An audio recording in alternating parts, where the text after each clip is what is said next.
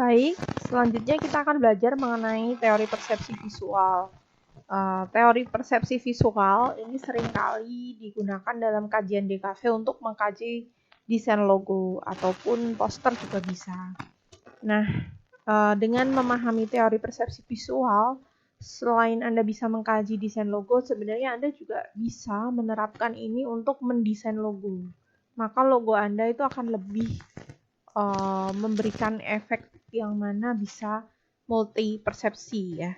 Kemudian di sini maknanya sendiri persepsi itu adalah penerimaan. Bagaimana kita melihat dan kemudian menerima sebuah gambaran objek, bisa image atau ilusi, visi, ide ataupun konsep. Kemudian dalam persepsi ada yang namanya teori Gestalt. Apa saja prinsip-prinsip Gestalt?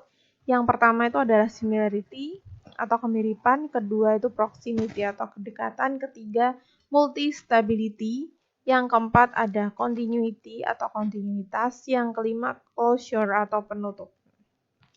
Nah, yang pertama dulu adalah kemiripan, similarity. Kalau ada satu segitiga di sini, maka Anda akan melihat ya segitiga. Tetapi ketika saya tambahkan segitiga yang lain, ada 4 segitiga, apa yang terjadi? Maka Anda akan melihat ada sebuah objek. Sebuah objek persegi, ya kan? Persegi di tengah. Meskipun sebenarnya tidak ada objek itu. Nah, maka seolah-olah otak Anda itu akan merasakan kalau di tengah itu ada persegi seperti yang ada garis merah ini. Oke, ini kemiripan. Lalu bagaimana aplikasinya di dalam sebuah desain logo? Nah, kalau Anda lihat logo Sun Microsystem ini, maka di sini ya, di objek yang bentuknya persegi ini, persegi kemudian di-rotate, seperti belah ketupat, itu sebenarnya terdiri dari elemen-elemen. Dia tuh hanya gabungan dari huruf U, ya kan, lengkungan yang membentuk seperti huruf U. Tapi karena karena disusun di sedemikian rupa sehingga seolah-olah huruf U yang digabungkan dan di mirror ini jadi seperti huruf S. Nah, kemudian ini huruf U, ini seolah-olah huruf N. Jadi kayak ada bisa dibaca sun. Nah, tetapi secara keseluruhan dia akan membentuk persegi. Nah, itu karena efek prinsip similarity tadi. Yang kedua itu efek proximity atau kedekatan. Jadi sebenarnya logo Unilever ini gabungan dari ikon-ikon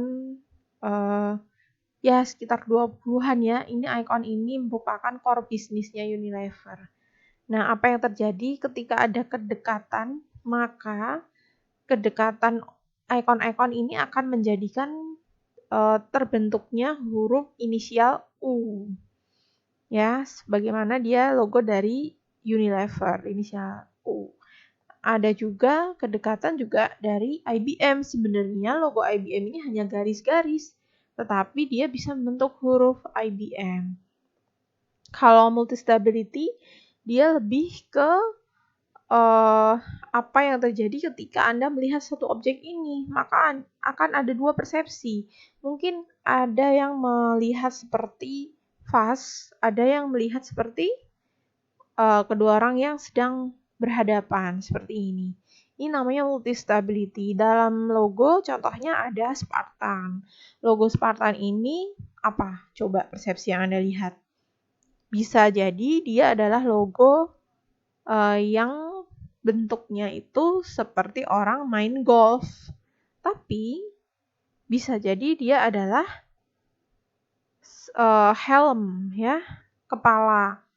Jadi ada kepala seorang yang menggunakan helm di sini.